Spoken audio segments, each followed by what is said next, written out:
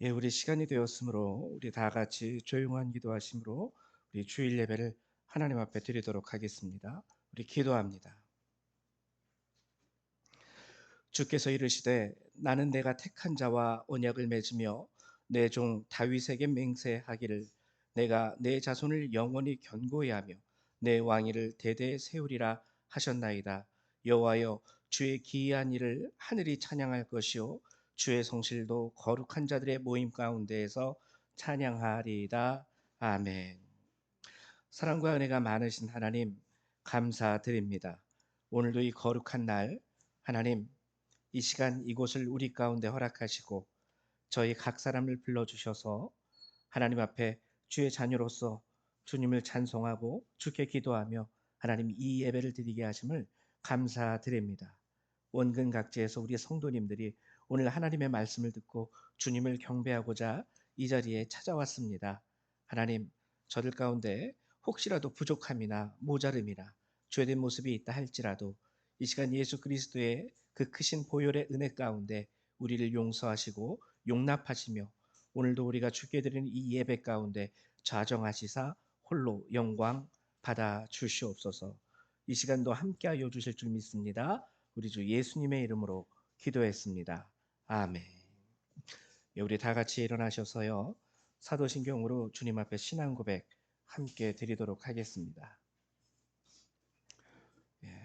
우리 다 같이 신앙 고백 드립니다. 나는 전능하신 아버지 하나님, 천지의 창조주를 믿습니다. 나는 그의 유일하신 아들, 우리 주 예수 그리스도를 믿습니다. 그는 성령으로 잉태되어 동정녀 마리아에게서 나시고 본디오 빌라도에게 고난을 받아 십자가에 못 박혀 죽으시고 장사된 지 사흘 만에 죽은 자 가운데서 다시 살아나셨으며 하늘에 오르시어 전능하신 아버지 하나님 우편에 앉아 계시다가 거기로부터 살아있는 자와 죽은 자를 심판하러 오십니다.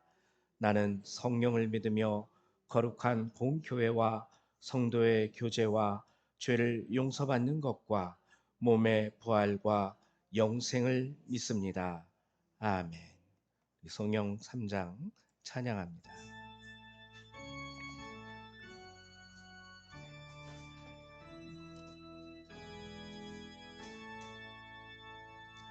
성부 성자와 성령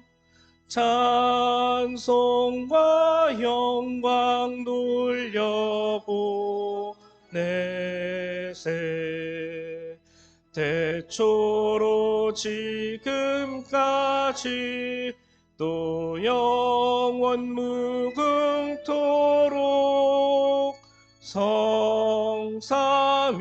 성삼위께 영광 영광 아멘.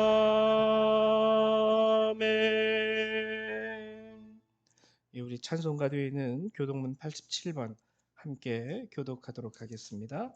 교동문 87번입니다. 요한계시록 21장의 말씀입니다. 교동문 87번 요한계시록 21장의 말씀입니다. 우리 같이 교독하도록 하죠. 제가 먼저 교독합니다. 또 내가 새 하늘과 새 땅을 보니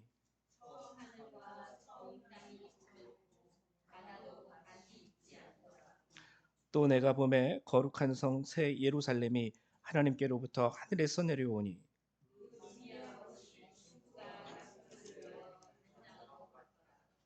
내가 들으니 보좌에서 큰 음성이 나서 이르되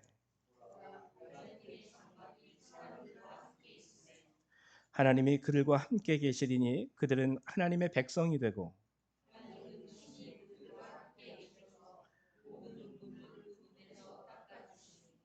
다시는 사망이 없고 애통하는 것이나 곡하는 것이나 아픈 것이 다시 있지 아니하리니 보좌에 앉으신 이가 이르시되 아멘. 네, 앉아 주시기 바랍니다. 우리 찬송 한 장만 더 찬송하도록 하죠. 우리 찬송가 19장 함께 찬양하도록 하겠습니다. 찬송가 19장입니다.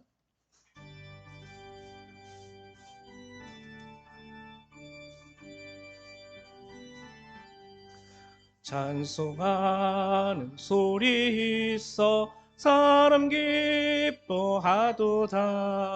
하늘 아버지의 이름 거룩거룩하도다. 세상 사람 찬양하자. 거룩하신 하나님께 할렐루야 할렐루야 할렐루야 아멘. 하나님의 나라 권세 영원토록 있도다. 하나님의 영광 나라 거룩거룩하도다. 하늘 보좌 계신 주님 세상 주관하시도다. 할렐루야 할렐루야 할렐루야 아멘. 하나님의 크신 섭리 그 뜻대로 되도다. 우리 아버지의 뜻은 거룩거룩하도다.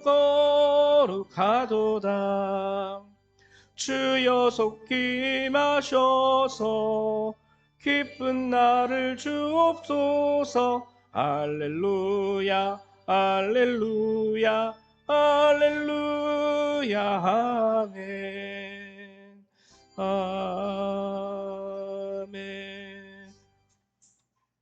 우리 이 시간에는 정미숙 집사님 나오셔서 우리 예배를 위해서 기도해 주시겠습니다.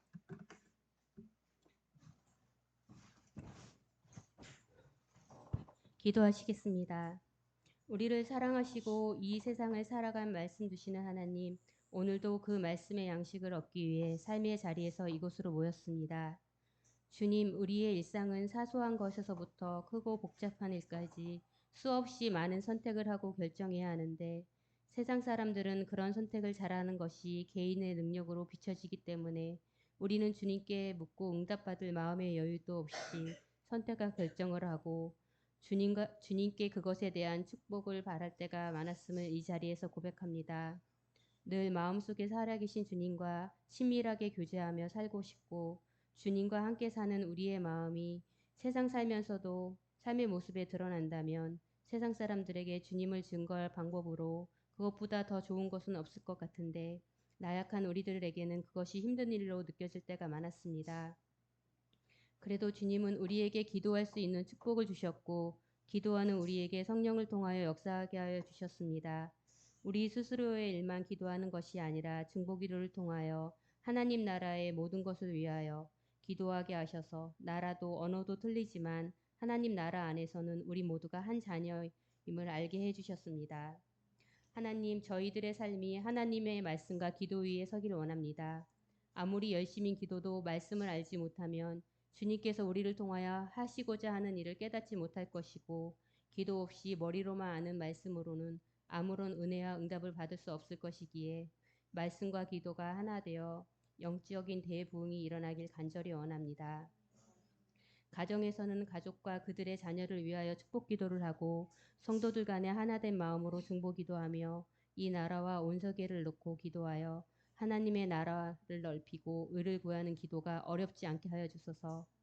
주님께서 우리를 얼마나 사랑하시고 계시는지 기도 속에 깨닫게 하셔서 사람에 대한 존중과 서로를 위한 배려하는 삶 살게 하여 주시고 이 세상은 혼자 사는 세상이 아니며 이 세상에 존재하는 모든 것들은 소중하다는 걸 알게 하셔서 사람이 사람을 무서워해야 하는 지금의 모습에서 벗어나게 해주시고 지금 살고 있는 내 세대만이 중요한 것이 아니라 하나님 나라를 이어갈 다음 세대의 아이들의 소중함을 깨달아 하나님의 사랑으로 그들을 지키고 길러야겠다는 사명을 심어주소서. 하나님의 약속하신 천국의 땅을 위하여 사는 것도 좋지만 하나님이 주신 선물인 이 세상에서 삶이 좀 더 하나님이 보시기에 아름다운 곳으로 가득 찬 세상으로 만들어가는데 힘쓰는 저희들이 되어지길 바라며 오늘도 감사의 마음을 담아 예수 그리스도 이름으로 기도드립니다. 아멘. 네, 감사드립니다. 우리 이 시간에는 하나님의 말씀을 함께 찾아보도록 하죠. 오늘 함께 나누실 주님의 말씀은 민수기 17장 1절에서 11절의 말씀입니다. 우리 구약 성경 224페이지 또는 225페이지에 있습니다. 민수기 17장 1절에서부터 11절까지의 말씀.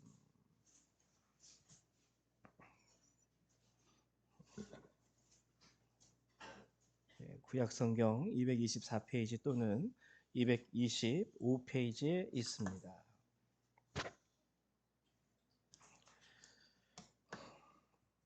네, 다 찾으셨죠? 저희 한 절 한 절 같이 교독해 보도록 하겠습니다. 제가 먼저 교독합니다. 여호와께서 모세에게 말씀하여 이르시되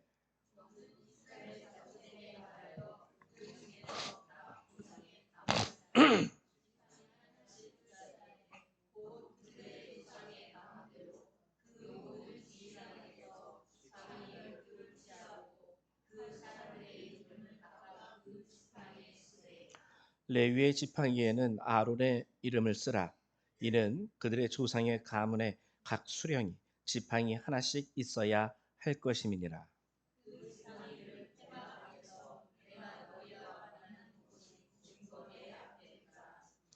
내가 택한 자의 지팡이에는 싹이 나리니 이것으로 이스라엘 자손이 너희에게 대하여 원망하는 말을 내 앞에서 그치게 하리라.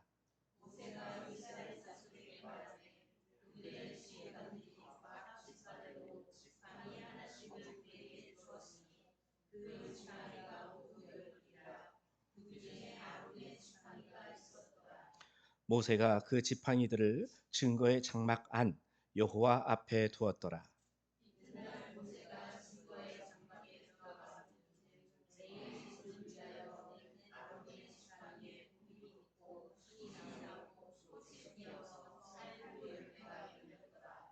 모세가 그 지팡이 전부를 여호와 앞에서 이스라엘 모든 자손에게로 가져오매 그들이 보고 각각 자기 지팡이를 집어 들었더라.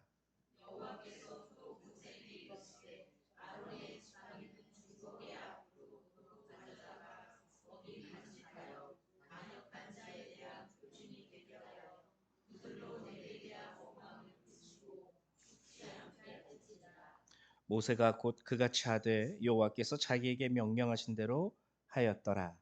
아멘. 네.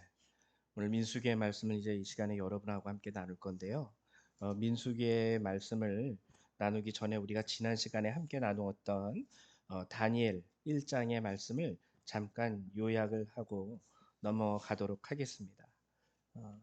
제가 이렇게 매번 하나님의 말씀을 전할 때 지난주에 우리가 함께 나누었던 말씀을 한 번 더 정리하는 이유는 여러분들이 한 번 더 하나님의 말씀을 기억했으면 좋겠다라는 마음도 있지만 가장 중요한 건 예배라는 것은요. 이게 형식으로 끝나면은 안 돼요. 예배는 이 시간을 통해서 하나님이 우리에게 은혜의 말씀을 주시고 언약의 말씀을 주시고 그 받은 언약의 말씀을 가지고 여러분들이 한 주간 살아가게 하시기 위해서 하나님이 우리에게 허락하신 것이 예배거든요. 그래서 선포되어지는 말씀을 그냥 받고 예배 끝나는과 동시에 끝하고 가는 게 아니라 그 말씀을 받고 예배의 형식적인 우리의 이 예배는 맞춰지지만 하나님이 내게 주신 말씀은 그때부터 내 삶 속에서 적용이 되어서 시작이 되는 겁니다. 그래서 적용하셨냐 이거죠. 그거를 제가 여러분들에게 다시 한번 묻고 깨닫게 하기 위해서 지난 시간에 나누었던 말씀을 한 번 더 나누는 거예요. 그래서 여러분들이 요 짧은 시간이지만 이 시간에는 지난 시간에 내가 받은 그 말씀대로 내가 살기 위해서 애썼어. 그래도 노력했어. 이런 것들을 스스로 마음속에서 점검하는 시간이 되시기를 바랍니다. 다니엘서 자체는요. 지난 시간에 우리가 다니엘 1장을 나눴는데 다니엘서 자체는 그 특징이 뭐냐면 이스라엘의 멸망이라고 말씀드렸어요. 이스라엘이 이제 완전히 북이스라엘과 남유다가 멸망을 당하게 됩니다. 특별히 이제 남유다는 바벨론 느부갓네살 왕이라는 사람의 손에 의해서 멸망을 당하고 1차로 포로들이 바벨론 땅으로 끌려가요. 그때 이제 다니엘이라는 어린 소년이 함께 끌려가게 되죠. 근데 이 이스라엘의 멸망이라는 게 가지는 의미가 있다고 제가 말씀드렸죠.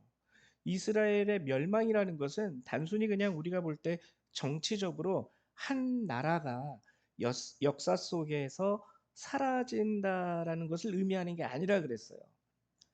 이스라엘의 멸망은, 그리고 남유다 안에 있었던 여호와의 성전, 솔로몬이 정성스럽게 건축했던 그 성전의 무너짐, 파괴는 그 당시 하나님의 이름과 하나님의 영광에 대한 굉장히 큰 신앙적인 의미를 갖고 있다 그랬어요. 그래서 당시 이스라엘이 멸망하면서 하나님의 성전이 파괴되는 것을 보면서 이스라엘 사람들 가운데 찾아왔던 신앙의 혼란, 그건 뭐냐면 우리 하나님이 세상에서 가장 강하신 분인 줄 알았는데 바벨론의 신들이 우리 하나님보다 센가? 라는 신앙의 혼란, 그리고 이제 하나님이 더 이상 우리를 하나님의 백성으로 삼으셨건만 우리를 지키시고 인도하시고 보호해 주실 수 있는 그런 능력이 이제는 다 사라지신 건가? 이러한 신앙의 위기가 이스라엘이라는 국가의 멸망과 성전 파괴라는 것이 갖는 의미라고 말씀을 드렸습니다. 굉장히 이스라엘 백성들은 혼란스러웠을 거예요. 단순히 국가가 멸망했다라는 것이 아니라 우리나라가 이제 사라졌어. 이게 아니라 하나님의 성전이 파괴되었어. 하나님은 어디 계신 거야? 그 가운데 이제 다니엘이라는 사람이 등장합니다. 하나님의 영광이 땅에 떨어졌어요. 많은 사람들이 하나님을 의심하기 시작했어요. 바벨론의 사람들은 얘기하기 시작합니다. 우리들의 신이 너희들의 신보다 강해. 하나님의 영광이 완전히 땅에 떨어진 그 순간, 근데 하나님은요, 이 다니엘이라는 한 아이의 결단, 그가 커다란 일을 한 것도 아니에요. 하나님, 제가 큰 헌신, 뭐 소년으로서는 할 수 없는 헌신을 주님 앞에 드리겠다고 서원을 했거나, 아니면 우리로 치면은 야뭐 뭐 집을 팔아서 헌금을 뭐 이런 것도 아니고, 딱 하나, 이 소년이 할 수 있는 아주 작은 것, 고기는 안 먹겠습니다. 왜냐하면 그 당시에 고기를 먹는다라는 것은 바벨론의 신전에 먼저 그 고기가 드려집니다. 그러니까 도축을 할 때 먼저 바빌론의 신전에서 그 고기를 그들의 신께 드려요. 그 동물을. 그리고 거기서 도축을 하고 그 신께 드린 이후에 이제 일반 백성들이 고기를 먹을 수 있었거든요. 그러니까 왕의 고기는 우상에게 드려졌던 제사 음식이었어요. 그래서 거기로부터 그 고기를 먹지 않으므로 하나님께 대한 나의 정결함, 나의 성결함을 지키겠노라. 이 어린 소년 다니엘이 그거를 마음에 뜻을 두고 결심하게 되죠. 뭐 내 인생을 드리겠습니다. 무슨 일을 하겠습니다. 뭐 내가 이렇게 해서 돈을 벌어서 하나님 앞에 헌금하겠습니다. 이런 거 아니고 정말 이 아이가 할 수 있는 아주 이 음식만큼은 내가 먹지 않겠습니다. 일반 사람들의 눈에 볼 때 이것은 무슨 헌신처럼 보이지도 않아요. 그냥 내가 이 음식 먹지 않겠다라고 하는 거. 예, 둘러보면은 베지테리안 많이 있죠. 채식주의자들. 나도 채식주의자인데 나도 고기 안 먹어. 이렇게 얘기할 수 있지만 근본적인 그 바탕은 달라요. 그러나 하나님은 이 다니엘의 결단을 보고 이 아이를 택하십니다. 택하시고 이 아이를 통해서 하나님의 영광, 하나님의 능력, 하나님의 이름을 느부갓네살 앞에 당당하게 보이시고, 느부갓네살은 하나님을 인정하며 모든 바벨론 제국 안에 있는 크고 작은 도시들 가운데 다니엘의 하나님 여호와, 그분이 홀로 신들 중에 신이시고 만군의 주제이시다 라고 선포하게 만들었죠. 이스라엘은 비록 그들의 죄로 인해서 멸망할지라도 하나님의 영광은 결코 사라지지 않습니다.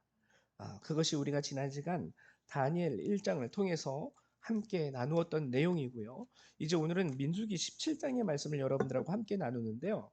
민수기 17장은 2주 전이죠. 2주 전에 제가 여러분들하고 함께 나누었던 게 가나안 정탐에 대한 이야기를 나눈 적이 있었어요.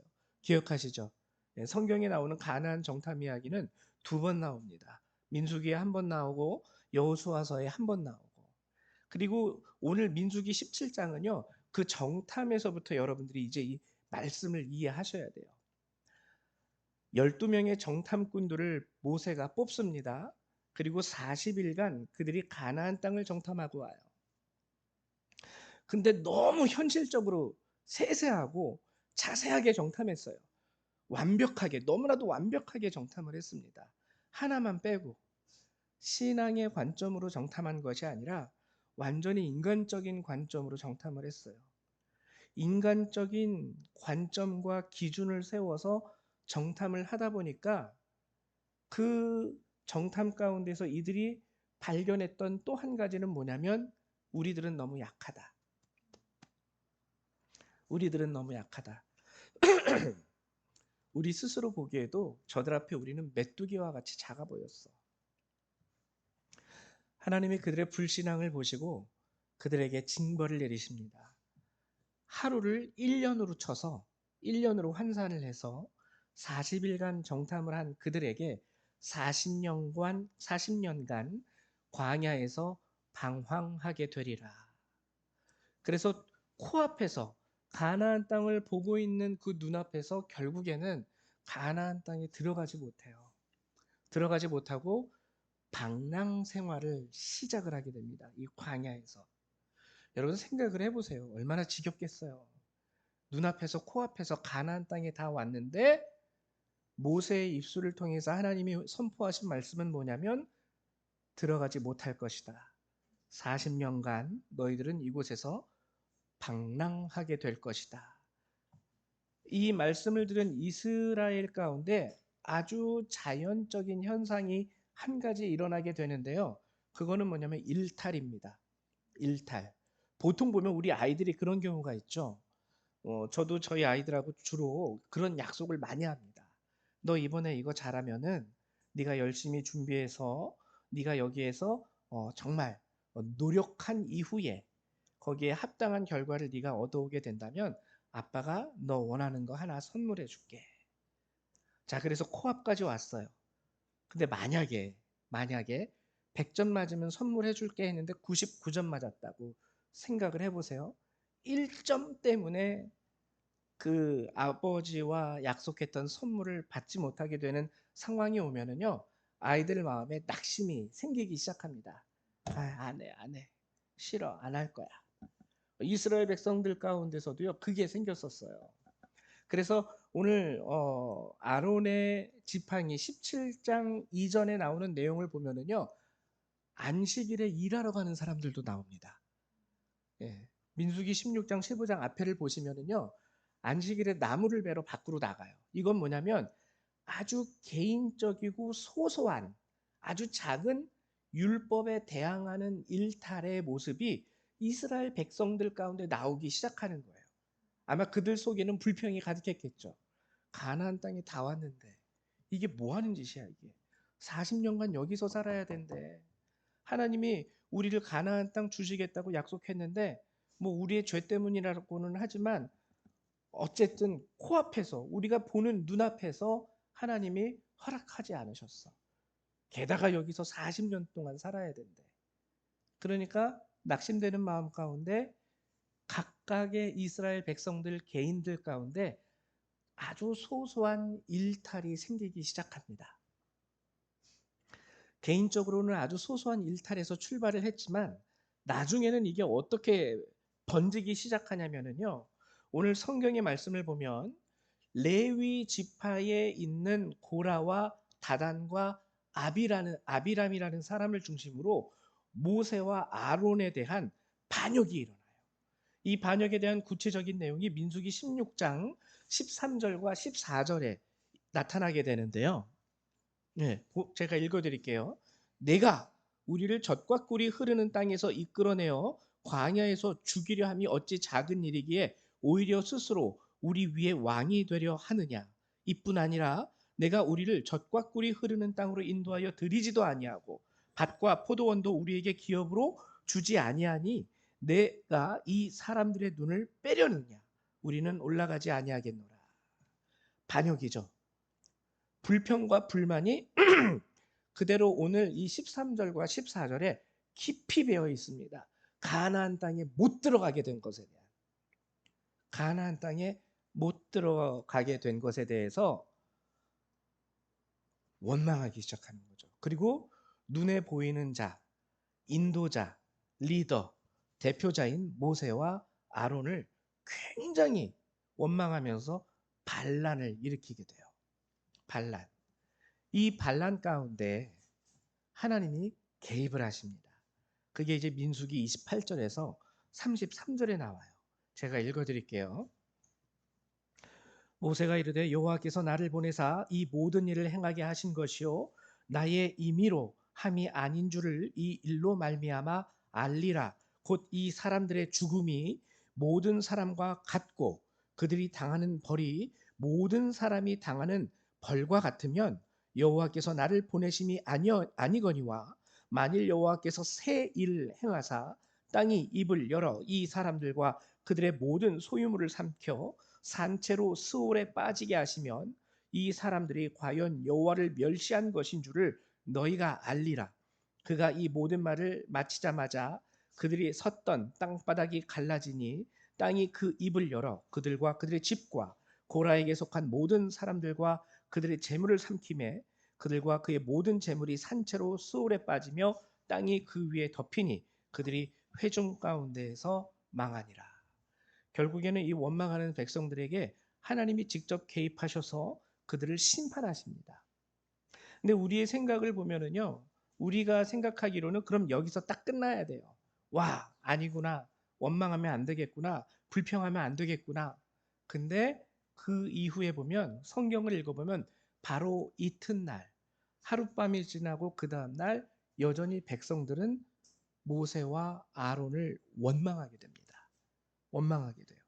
그러니까는 가난을 코앞에 두고 들어가지 못하게 된 그 사건에 대한 좌절이 이스라엘 가운데서는 굉장히 크게 작용하고 있는 거예요. 물론 이것은 그들의 죄 때문에 그들의 죄로 인하여 받은 징벌입니다. 누구를 원망할 게 아니에요.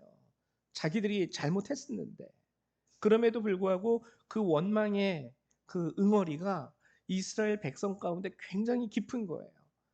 개개인으로 볼 때는 작은 일탈에서부터 고라와 다단과 아비람에 이르기까지 레위 집단 안에서도 모세와 아론에게 반역을 일으키고 그리고 하나님이 개입하셨음에도 불구하고 이튿날에 이스라엘의 온 회중이 다시 원망을 하기 시작합니다.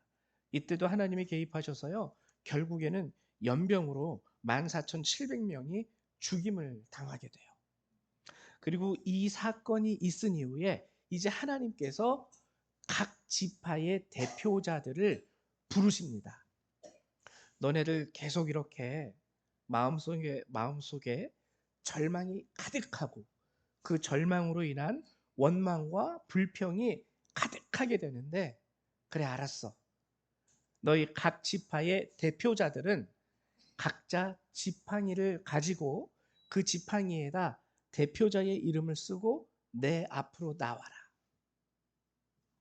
하나님이 명령하십니다. 12지파의 대표자들이 나왔겠죠.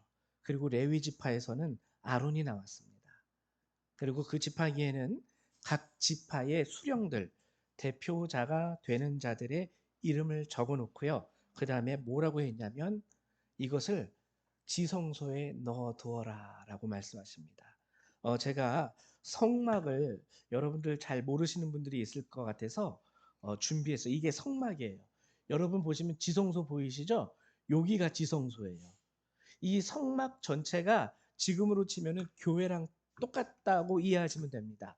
교회예요, 교회. 교회인데 요 지성소는요. 교회라 할지라도 못 들어가요.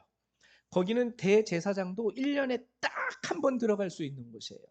그래서 모든 곳이 다 거룩한 하나님의 성전이지만 지성소는 하나님 임재의 장소로서 대제사장도 자기 마음대로 들어갔다 나왔다가 할 수 있는 자리가 아닙니다.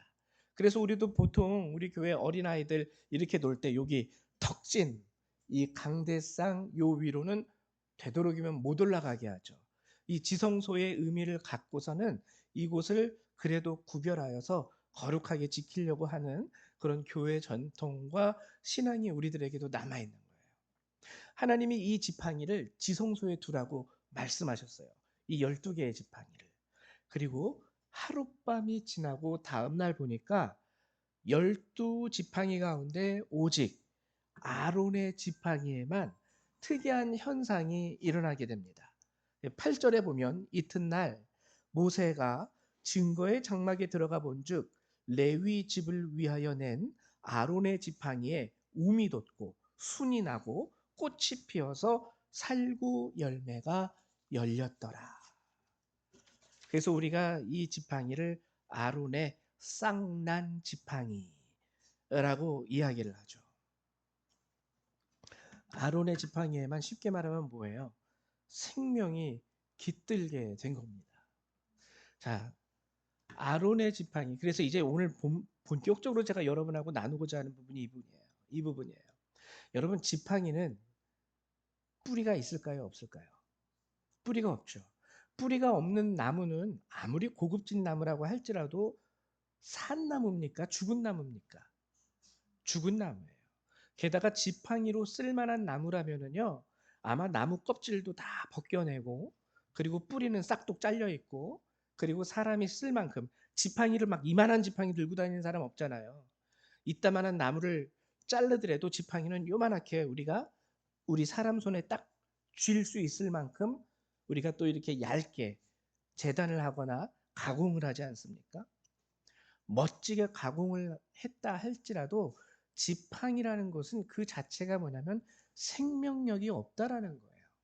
근데 그 생명력이 없는 지팡이에서 싹이 나기 시작했습니다. 이 아론의 지팡이가 가지는 첫 번째 의미가 바로 이건데요. 이것은 하나님께서 이스라엘 앞에 보여주시는 거예요.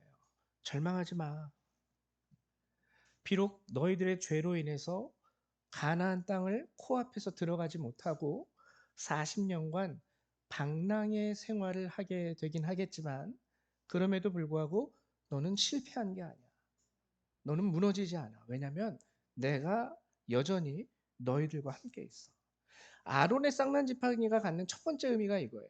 개인적으로 보면은 이것은 하나님이 계속 반란을 일으키는 원망을 하는 이스라엘 백성들 앞에 하나님이 아론과 모세를 지명하여 이 두 명이 바로 내가 택한 사람들이야 라는 것을 알려주는 메시지입니다. 개인적으로는 아론과 모세가 내가 택한 사람이다.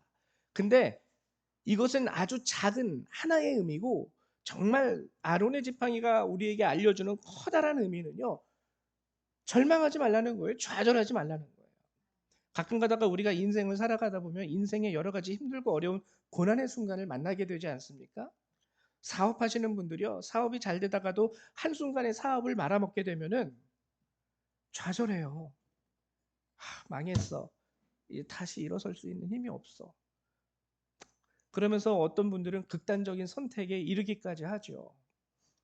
세상을 원망하고 사회를 원망하고 국가를 원망하면서 그냥 삶의 모든 희망이 사라진 그 순간에 스스로 생명을 끊어버리는 안타까운 선택을 하기도 하는 거예요. 그 마음이 오늘 이스라엘 가운데 있었던 거예요.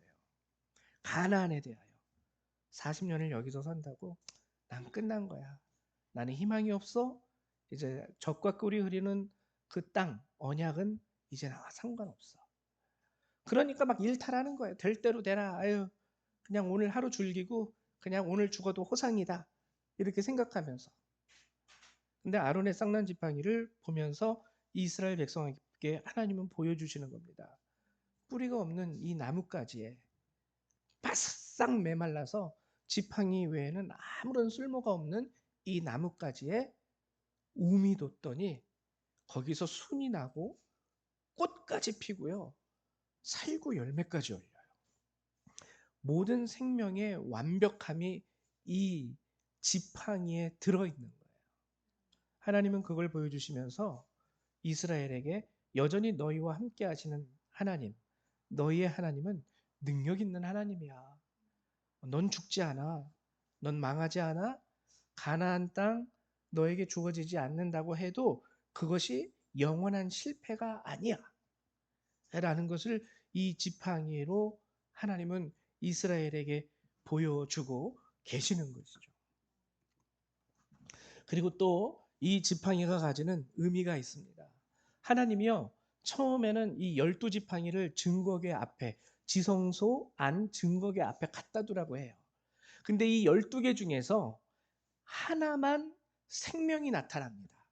하나님이 어떻게 하셨냐면 나머지 쉽게 말하면 11개는 치워버리고 한 개, 이 아론의 생명이 있는 지팡이만 지성소에 보관해 둬라.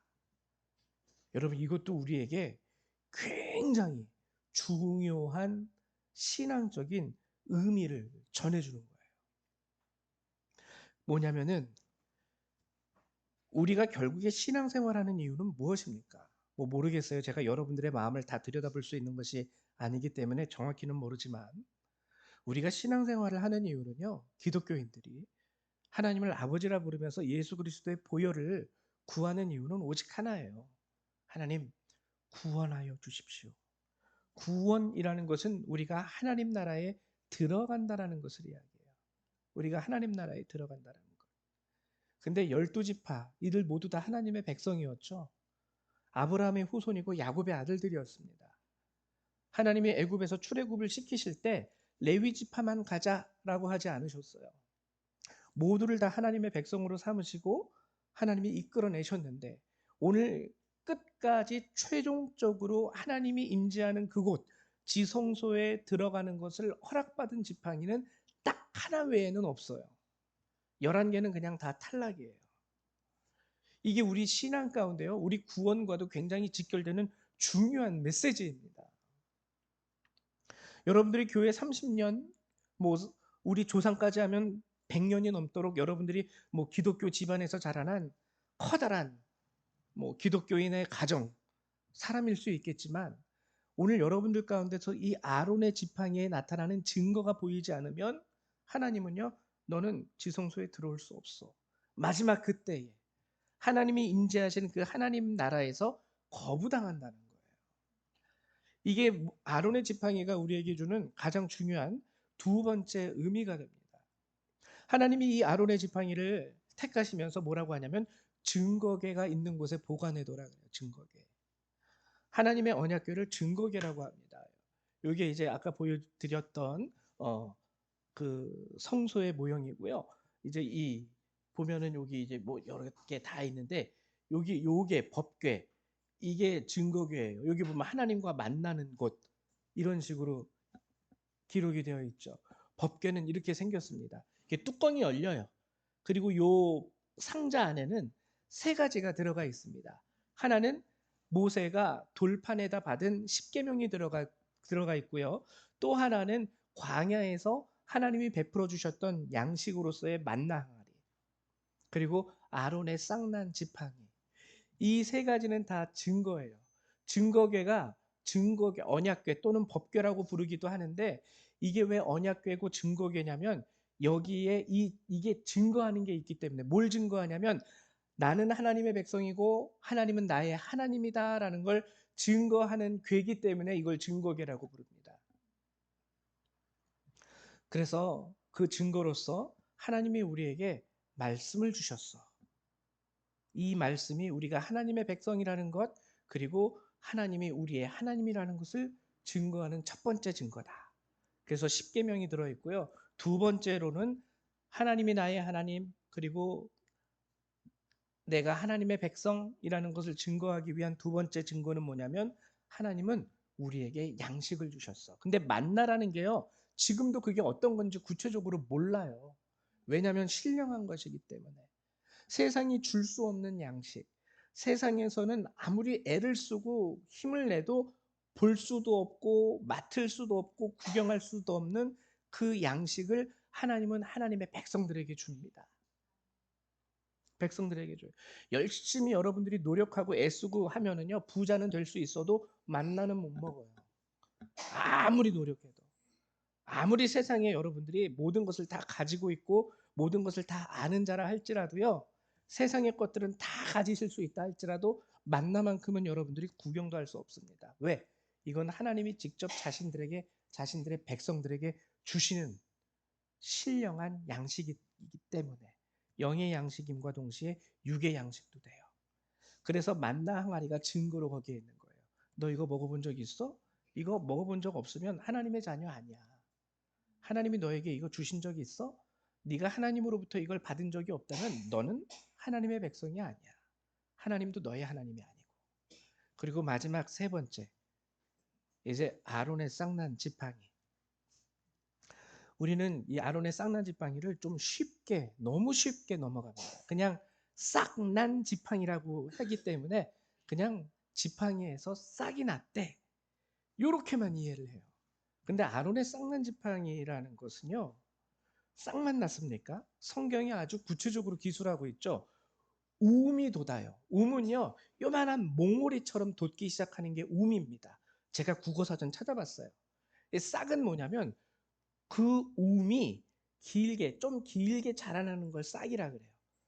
살짝 줄기처럼 돼가지고 좀 자라난 상태를 싹.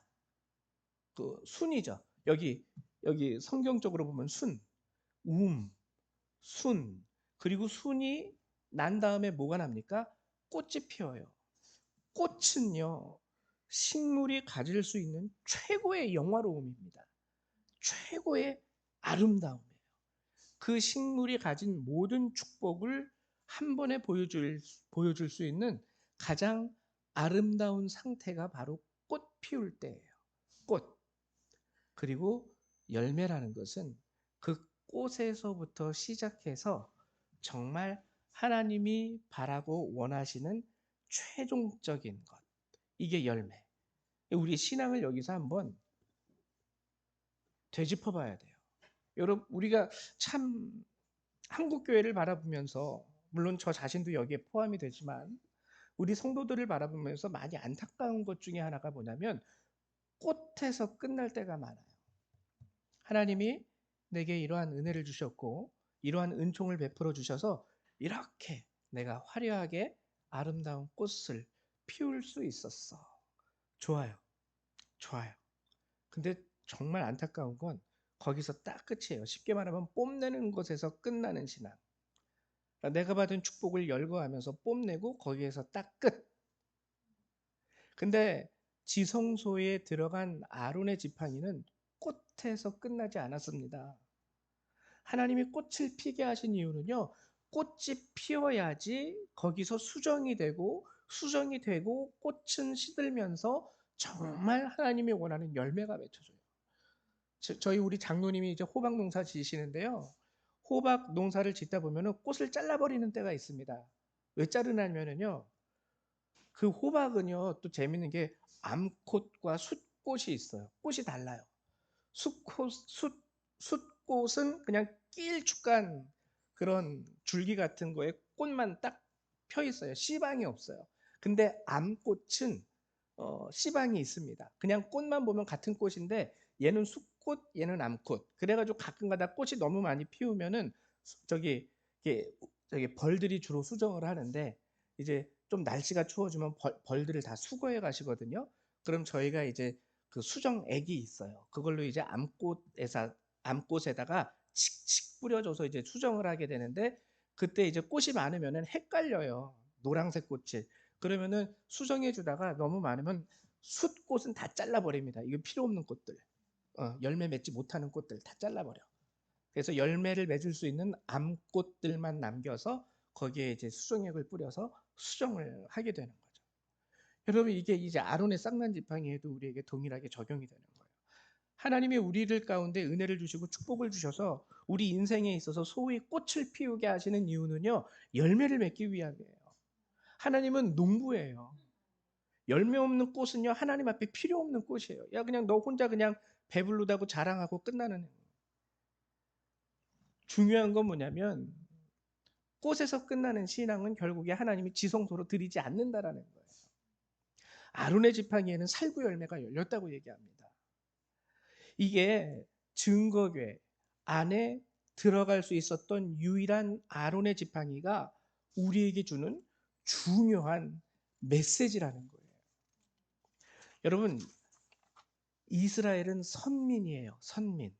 선민이라는 의미 자체는 선택된 백성이라는 뜻입니다. 하나님의 백성으로 선택된 자들, 자녀로 부름받은 자들.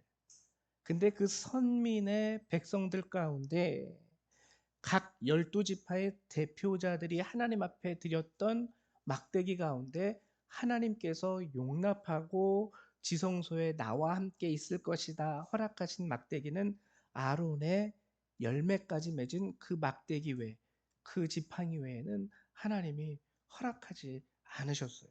우리는 이 사실을 잘 우리 마음속에 새길 수 있어야 돼요. 마태복음 22장 14절에 보면 이런 말씀이 있습니다. 청함을 받은 자는 많되 택함을 입은 자는 적으니라. 청함을 받은 자는 많되 택함을 입은 자는 적으니라. 지금 우리가 살아가는 이 세대 가운데 적용해 보자면 이렇게 얘기할 수 있습니다. 교회 다니는 사람은 많되 천국에 갈 수 있는 사람은 적으니라. 여러분, 이렇게 생각한다면 우리가 그냥 하루하루 사는 우리의 삶을요, 그냥 룰루랄라 살 수 없는 거예요. 정말 여러분들이 하루하루 하나님께서 주시는 은혜와 말씀 가운데에서 열매를 맺기까지 여러분들이 기도하고요, 애쓰고요, 노력할 수 있어야 됩니다. 뭐 이렇게 살다가 언젠가 하나님이 부르시는 날에 가는 거지 뭐가 아니라는 거예요. 말씀을 마무리합니다. 깨달아야 되겠죠. 두 가지. 하나, 아론의 썩는 지팡이는요, 우리를 향한 하나님의 위로하심과 우리를 향한 하나님의 축복입니다. 나 망했어. 나는 이제 안 돼. 내 인생은 끝이야. 아니라는 거예요. 야, 이 아론의 지팡이를 봐봐. 뿌리가 있니? 우리가 흔히 학교에서 학교 다닐 때 다 배우지 않았습니까? 초록색 잎을 내야지 거기서 광합성이라는 게 돼요. 광합성이 돼야지만 나무가 자랄 수 있는 양분을 얻게 됩니다. 물론 뿌리로부터 물과 비료를 흡수하기도 하지만 잎으로부터도 양분을 얻어요. 근데 지팡이에는 잎도 없어요. 뿌리도 없어요. 지팡이 이제 스스로가 살아갈 수 있는 스스로의 생명력은 제로예요, 제로. 근데 하나님은 아론의 지팡이를 우리에게 보여주시면서 말씀하시는 거죠. 너 모든 뿌리가 다 잘려나간 것처럼 느껴지지? 실제로 그렇지. 너 이제 모든 가지와 잎이 다 잘려나간 존재로 되게 초라한 막대기처럼 보이지? 그래, 네가 실제로 지금 막대기야. 근데 나는 그럼에도 너에게 열매 맺게 할 수 있고 너로 하여금 다시 꽃 피게 할 수 있고 너에게서 다시 움이 돋고 순이 자라게 할 수 있어. 그게 바로 나야. 하나님이 첫 번째 이 아론의 쌍난 지팡이를 통해서 우리에게 주시는 말씀이 이거예요. 그리고 두 번째는 뭐냐면 너 지성소에 나와 함께 있기를 원하지. 하나님의 나라를 꿈꾸면서 신앙생활하는 거 맞지? 단순히 교회에 아무개 집사님 만나려고, 아무개 권사님 만나려고 교회 나오는 거 아니지? 그러면은 너의 삶 가운데 움이 돋아야 되고 순이 자라야 되고 그리고 꽃도 펴야 되는데 여기서 끝나면 안 돼. 열매까지 자라야 돼.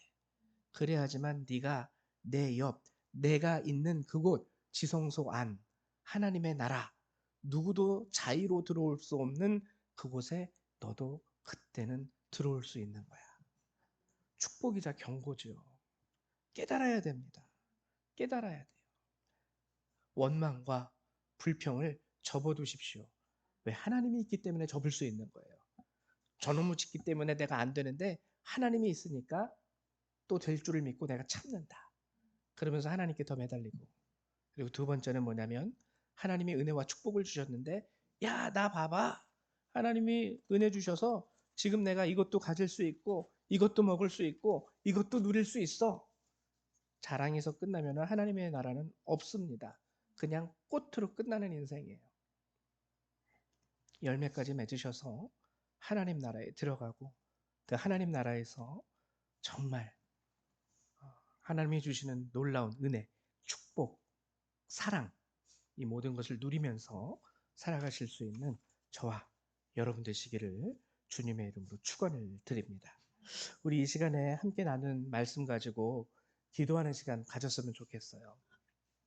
우리가 신앙생활을 적게는 몇 개월에서 많게는 몇십 년간 신앙생활을 해 오셨는데 정말 나는 하나님 나라 그 지성소에 들어갈 수 있을 만한 열매를 하나님 앞에 보여드리고 있는지, 아니면은 내 스스로가 막대기와 같다 해서 스스로 좌절하고 원망하고 불평하는 것에서 지금 내 삶의 시간들을 소비하고 있는 건 아닌지 여러분들 스스로 점검해 보시고 하나님 도와주세요. 하나님 지성소에 들어가고 싶습니다. 기도하는 시간 되시기를 축원드립니다. 기도합니다.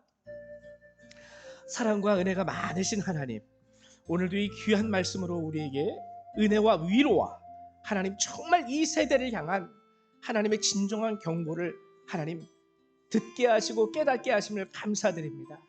하나님, 오늘 이곳에서 예배하는 우리 열방의 공동체가 매우 작은 공동체이기는 하지만 하나님 다니엘이라는 한 아이를 통하여 하나님의 모든 영광을 전 세계에 선포하셨던 것처럼 오늘 이곳에 모인 주의 백성들을 통하여 하나님 또한 주의 영광을 선포하시고 주의 살아계심을 증거하시며 하나님 저들에게 하나님의 나라를 허락하여 주시옵소서. 하나님 부족한 자들도 있고 연약한 자들도 있고 어린아이와 같은 자들도 있고 성장하지 못한 아버지 갓난아이와 같은 그런 자들도 있는 줄 압니다. 그러나 주님이 우리의 능력이 되시고 우리의 힘이 되어주시니 우리가 주님 앞에 나와 예배드리고 하나님의 말씀을 들으며 우리의 마음을 드리고 우리의 삶을 드리려 할 때에 하나님의 능력이 우리에게 임하고 하나님 놀라운 하나님의 권능이 우리를 일으키시고 우리를 자라게 하시며 우리를 세워주실 줄 믿습니다. 하나님 또한 이 세대 가운데 우리 성도님들이 정말 아버지께서 바라시는 아름다운 열매를 맺을 수 있는 참된 성도들이 되게 하여 주시옵소서. 단순히 교회를 자랑하는 성도 되지 않게 도와주시고 단순히 하나님으로부터 받은 축복을 자랑하는 성도가 아니라 정말 하나님 앞에 주신 축복으로 인하여 내가 이렇게 열매를 맺었습니다, 주님 앞에 드릴 수 있는, 주님 앞에 감사할 수 있는, 하나님이 기뻐하시는 일들을 감당할 수 있는 이 시대, 이 세대 가운데 하나님의 택하신 아름다운 성도들이 될 수 있도록 도와주시옵소서. 육신이 연약한 자들에게 강건함을 허락하여 주시고 마음이 연약한 자들에게 담대함을 허락하여 주시옵소서. 위로가 필요한 자들에게 위로와 희망과 능력을 더하여 주시고 하나님 마음이 절망된 자들에게 주의 생명을 보여 주시옵소서. 오늘도 우리가 드리는 이 기도 가운데 주님이 함께 하시고 응답하여 주실 줄 믿으며 주 예수님의 이름으로 기도했습니다. 아멘. 네, 감사합니다. 이 시간에는요 저희 찬송 517장 함께 찬양하시면서 우리 준비하신 예물 하나님 앞에 드리도록 하죠. 찬송 517장입니다. 죄송합니다. 이게 제가 잘못 적었네요. 이게 통일 찬송가로 517장이고요. 우리 찬송가로는 400 몇 장이죠? 여기다 적어놨구나. 462장. 죄송합니다. 제가 주보에 통일 찬송가를 저기에다가 적어놔가지고 잠시 헷갈렸어요. 462장, 우리 찬송가 462장 함께 찬양하겠습니다.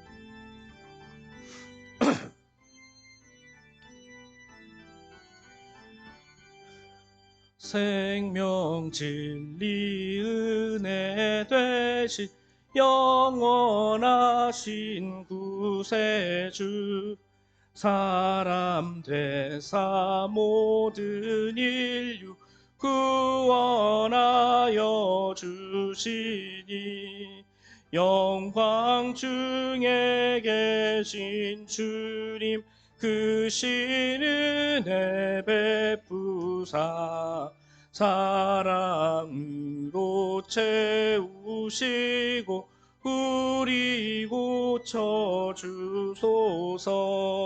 남 섬기며 사신 주님 우리들도 본받고 이웃 사랑 나누면서 살아가게 하소서. 온 세상의 금은 보아 모두 주의 것이니 으로 충성하게 하소서. 사랑의 주 평화의 와 우리 중에 오셔서 모든 싸움 다 그치고 하나 되게 하소서. 지난 날의 어둠과 환란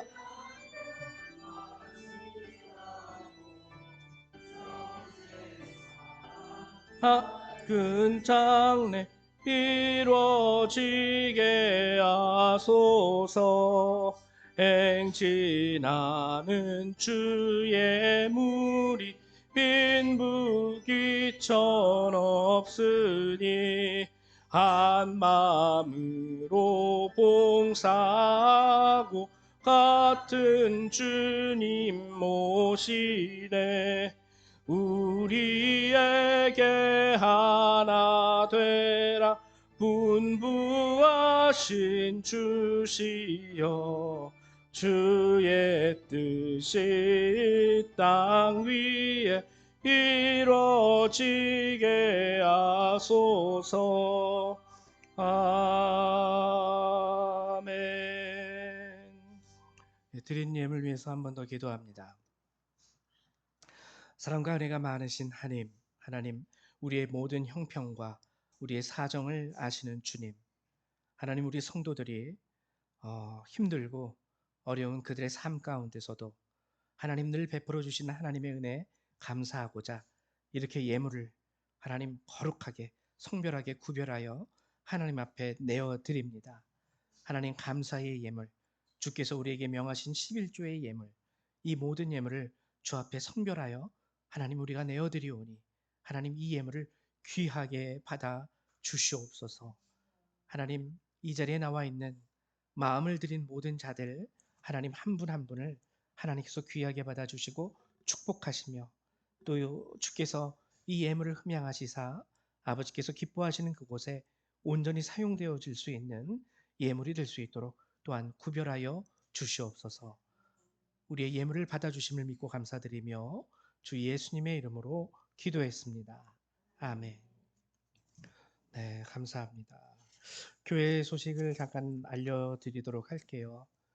추석 명절이 끼어 있는 날이죠. 어제 저희가 토요일 저녁에 저희가 격주로 한 주는 기도회를 하고 한 주는 여선교회 모임을 갖고 이렇게 하는데요.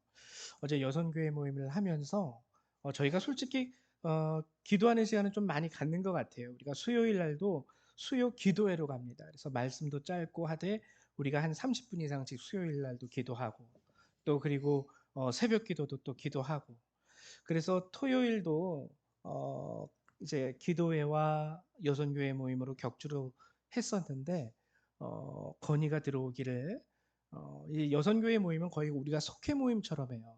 작은 교회라서 뭐 속회 단위가 여선교회 단위입니다. 저희 교회는. 그래가지고 여선교회 가운데서 하나님의 지난주 우리에게 주셨던 말씀, 그리고 그 말씀 안에서 내가 어떻게 살아왔는지, 그 말씀을 지키면서 살아오면서 힘들었던 거, 어려웠던 거 우리가 함께 나누고 서로 위로하고 또 이런 시간을 갖고 있는데, 지난 시간에 건의가 들어온 거는 그 모임을 더 가졌으면 좋겠다라는 건의가 들어왔어요. 그래가지고 9월부터는 매주 속회 모임식으로 여선교회 모임을 가지려고 합니다. 토요일 7시, 저녁 7시. 그리고 마지막 주만 매달 마지막 주만 우리가 가족 기도회로 마지막 주만 기도회, 그리고 나머지 주간은 우리 여선교회 속회 모임 이렇게 갖기로 했어요. 그래서 여러분들이 9월부터 변화되는 이 토요일 우리 그 시간을 여러분들이 인지해 주시기를 부탁드리고요. 그리고 추석 연휴가 있습니다. 그래서 9월 23일 날, 9월 23일 날 우리 아이들도 물론 이제 모두 다 이렇게 강제적으로 이렇게 제가 말씀드리는 건 아니고요. 저녁에 시간이 되시는 분들은 한 6시, 그렇죠? 어제 얘기했던 게 6시 맞죠, 집사님? 6시 저녁. 예, 예. 그러니까 저녁 먹고 저녁 각 가정에서 식사를 하시고 6시까지 교회에 오셔서 같이 송편을 만들고 그리고 찌고 그래서 주일날 얼마나 많이 오실지는 모르겠지만 주일날 이렇게 오셔서 하긴 24일은 뭐 연휴 시작은 아니니까 주일날 오셔서 그 성도님들이 이렇게 송편을 이렇게 나누고 하는 시간을 좀 가지려고 합니다. 그래서 기억하세요. 9월 23일 토요일이에요. 저녁 6시에는 송편을 같이 만드는 시간. 재료는 교회에서 다 준비해 놓도록 할 테니까 여러분들 굳이 뭐 특별하게 어, 다른 아주 특별한 일 없으신 분들은 아이들도 같이 오셔가지고요. 아이들도 이제 크고 작은 재미있는 우리 교회만의 맛이 있든 없든 하여튼 그 송편을 만들면서 함께 나누면은 참 좋은 시간이 되지 않을까라는 생각이 듭니다. 그래서 여러분들 그거를 좀 기억해 주시고 나머지는 여러분들이 주보에 나와 있는 내용을 여러분들이 읽어 주시기를 부탁드립니다. 예, 우리 이 시간에는 다 같이 일어나셔서 찬송 1장 함께 찬양하시고 축도하심으로 예배를 마치도록 하죠.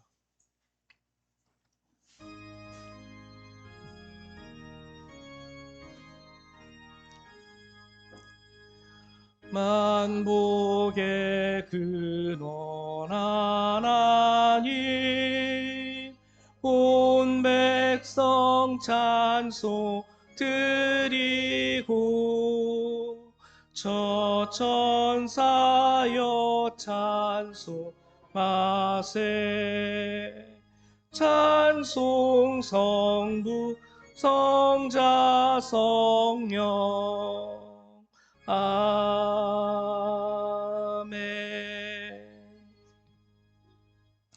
사랑과 은혜가 많으신 주님, 늘 부족하고 모자르고 죄된 우리들의 인생이지만 이렇게 매주 우리 가운데 예배를 허락하시고 주의 귀한 말씀을 우리에게 선포하심을 참으로 감사드립니다.